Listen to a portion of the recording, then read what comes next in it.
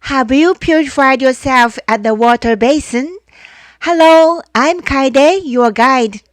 It's beautiful to see so many stone lanterns.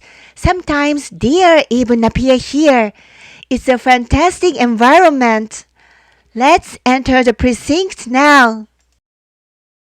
As we walk along the approach, we see a red gate on our left. This gate is called Nanmon or South Gate, which is located on the south side of the corridor that surrounds the Kasuga Taisha main shrine and is 12 meters high. It is the largest gate in the Kasuga Taisha precinct. It is said that before the present Nanmon was built in 1179, a torii gate used to stand there. There is a stone in front of this Nanmon, right? It is said that God descended on this stone, and this sacred stone is called the Appearance Stone. Before going through the Nanmon, if you go to the left of the stone, you will see the lanterns donated by the Tokugawa family. You can already see the lanterns from the outside, but since you are here, let's go through the Nanmon, pay the entrance fee at the reception desk on the right, and go inside. In addition to the deities enshrined in the main shrine, the Kasuga Taisha has 64 sub-shrines for other deities, and there are also 16 sanctuaries within this precinct. Each deity is enshrined in a small vermilion building within the precinct.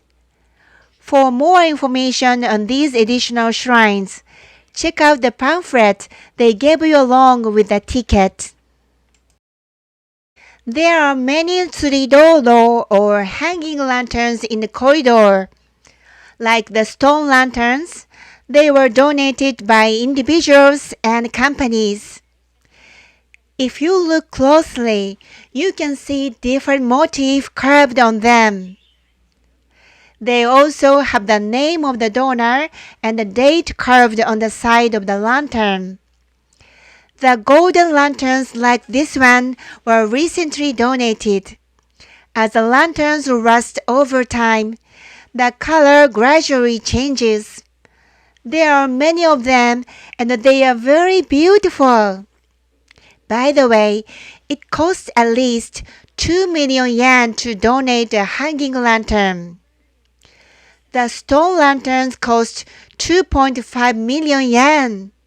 You have to be rich to donate a lantern.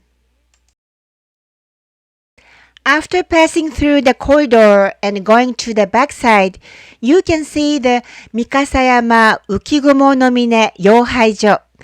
The Kasuga Taisha stands at the foot of Mount Mikasa, but since ancient times, Mount Mikasa, where the god descended, has been considered a sacred area and entry to the mountain has been prohibited. Therefore, we worship the place where the god descended from here. Let's go back inside the precinct. This is a main shrine, so it is the most important place in the Kasuga Taisha. Since it is considered a sacred area, photography is not allowed from the front, so please take pictures from the side instead. However, what we see in front of us now is not the actual main shrine, but the Chumon or middle gate. The actual main shrine is located behind this gate, hidden from our view.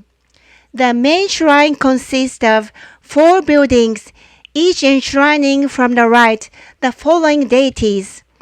The first enshrines Takemikazuchi no Mikoto, the most powerful warrior god, who was called to protect the capital city of Nara, Heijō-kyo, and descended to this place riding a white deer. The second building enshrines Futsunushi no Mikoto, another warrior god. The third enshrines Ama no Koyane no Mikoto, who is said to possess the highest wisdom. And the last one enshrines Himegami, the goddess of Shinto.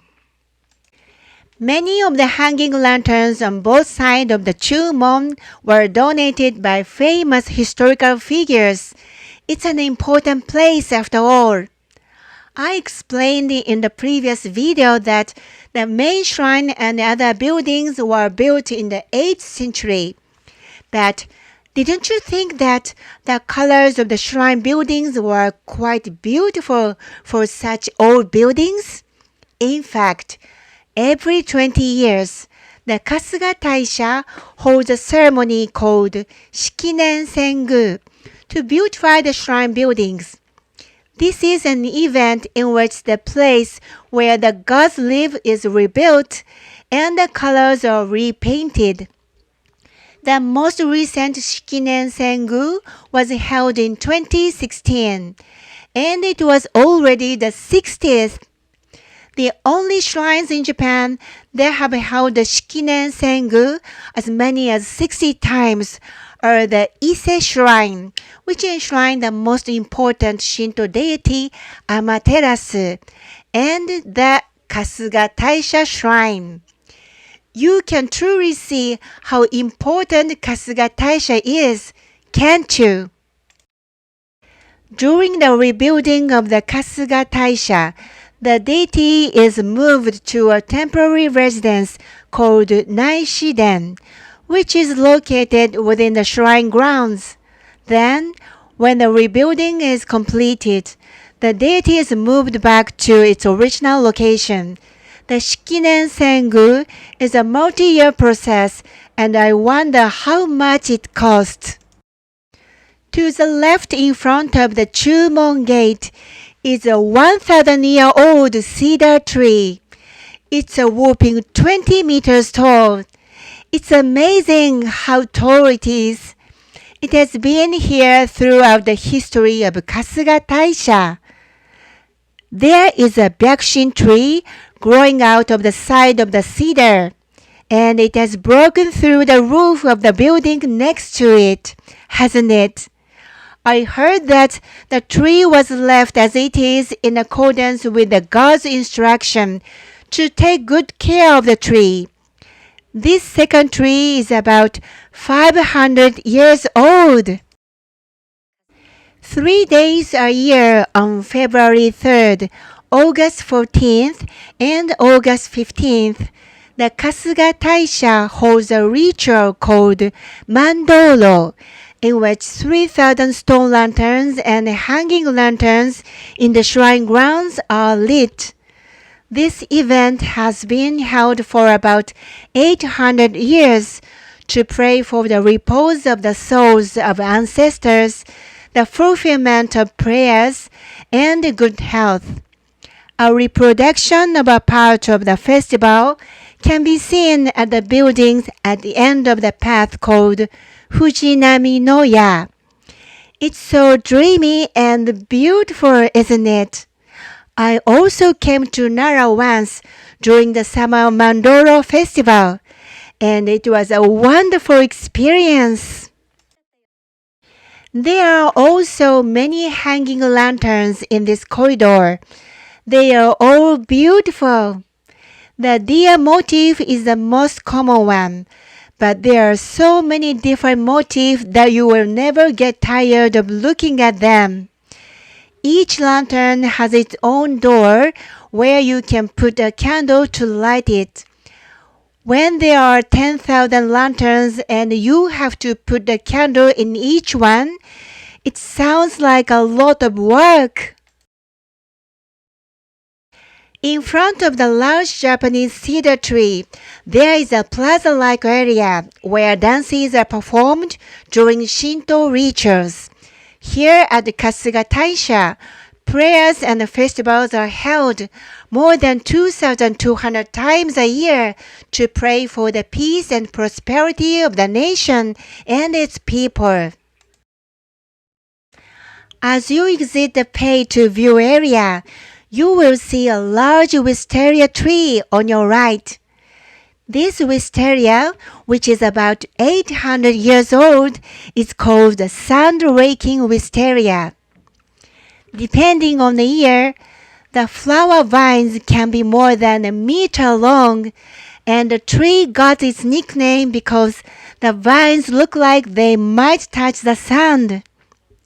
The record for the longest vine was 1 meter and 75 centimeters in 2015. I bet it smells so good when it's in full bloom. There are 62 sub-shrines and I'd love to show you more, but this is all for now. Please take your time and enjoy sightseeing in Nara. Sayonara!